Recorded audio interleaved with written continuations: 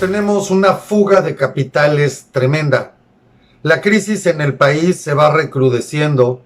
Los niveles de pobreza incrementan, por lo tanto también incrementan las remesas de nuestros compatriotas en los Estados Unidos, aun cuando el presidente lo quiera ver como un logro de su gobierno en el cual no tiene absolutamente nada que ver. La realidad es que si ese dinero llega al país es porque cada vez se requiere más ayuda de todos los familiares de quienes han tenido que salir buscando mejores oportunidades que este país no les ha podido dar. El Coneval entrega su informe referente a la situación económica y de pobreza del país. Sin embargo, para Andrés Manuel estos datos siguen siendo nuevamente inaceptables, ya que, como nos ha acostumbrado, él tiene otros datos. Comenzamos.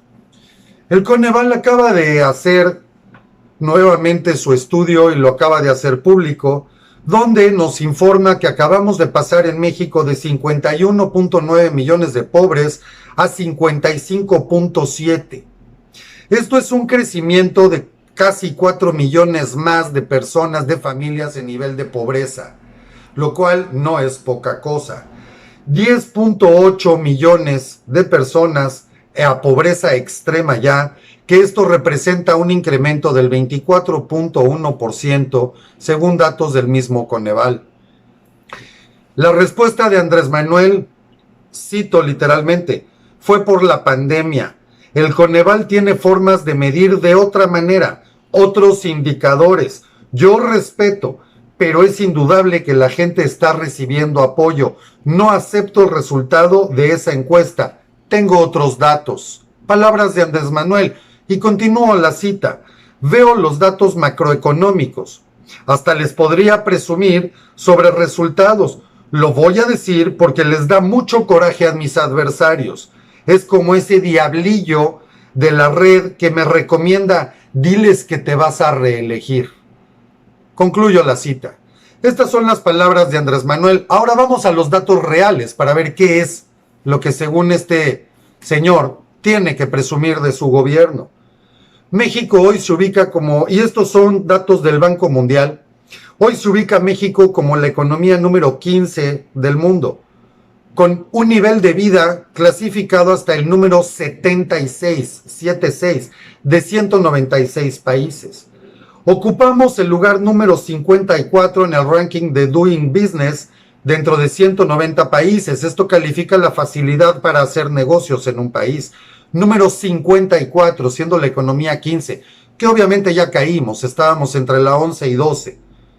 La salida de capitales, queridos amigos, y aquí les comparto gráficas para que las puedan ir viendo. Las salidas de capitales del 2020, durante el 2020 y hasta el primer trimestre del 2021, se calculan en más de 20,000 millones de dólares. Esto durante el 2020 tuvimos 10,595 millones de dólares en fuga de capitales del país.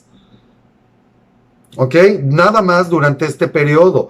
Con una salida de inversión adicional, capital que estaba destinado para ser invertido y que a final de cuentas fue retirado.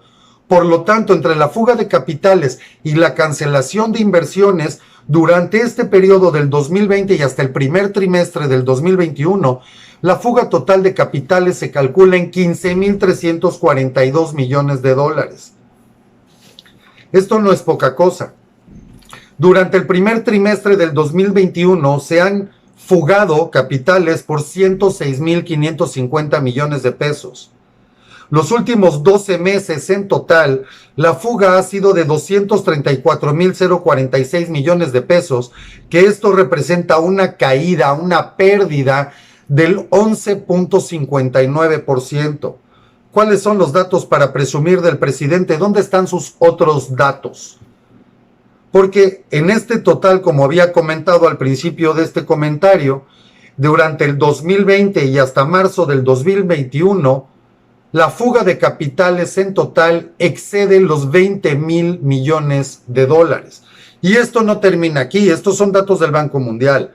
Pero con datos de la IIF, por sus siglas en inglés, el Instituto de Finanzas Internacionales, datos públicos reales, verídicos, para que aquellos que se rasgan las vestiduras vayan a ver dónde carambas pueden creerle su sarta de mentiras.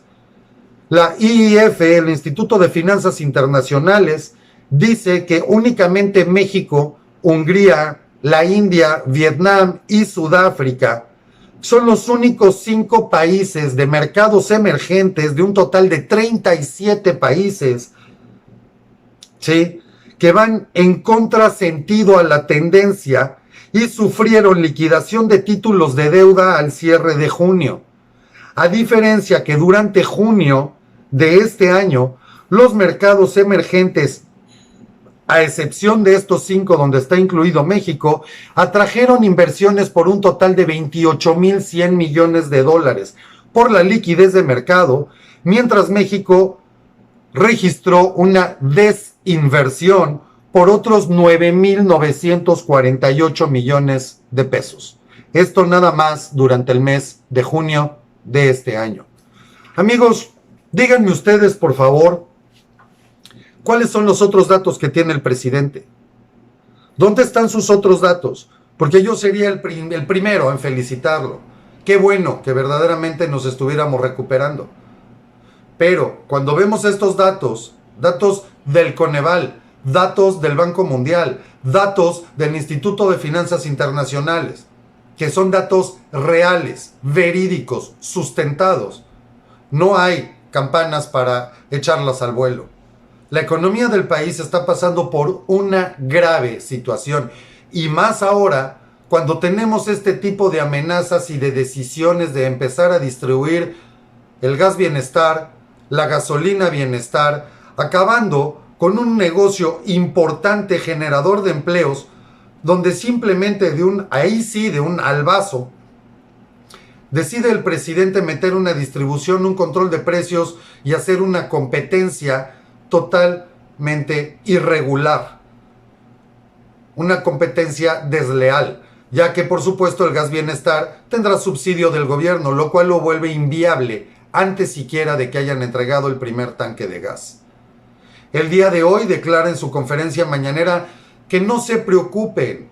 Él simplemente está queriendo hacer competencia en el mercado para que la población tenga más opciones, pero que no va a hacer, él no va a tener, ni va a hacer de ningún momento toma de empresas. Si me explico. De hecho, utiliza la palabra literal. No se preocupen, no habrá expropiaciones. Señores, cuando el río suena, agua lleva. La fuga de capitales se está incrementando cada vez más en el país. Esto es grave. El daño que le está haciendo la cuarta transformación, esta cuarta desgracia, y este gobierno que no sabe hacer nada más que destruir, es un daño grave y significativo que nos costará muchos años recuperar los niveles que teníamos, por lo menos hasta el 2018, antes de que entrara en funciones este desgobierno, esta dictadura bolivariana bananera, este pseudo personaje que está a favor supuestamente del pueblo. Primero los pobres.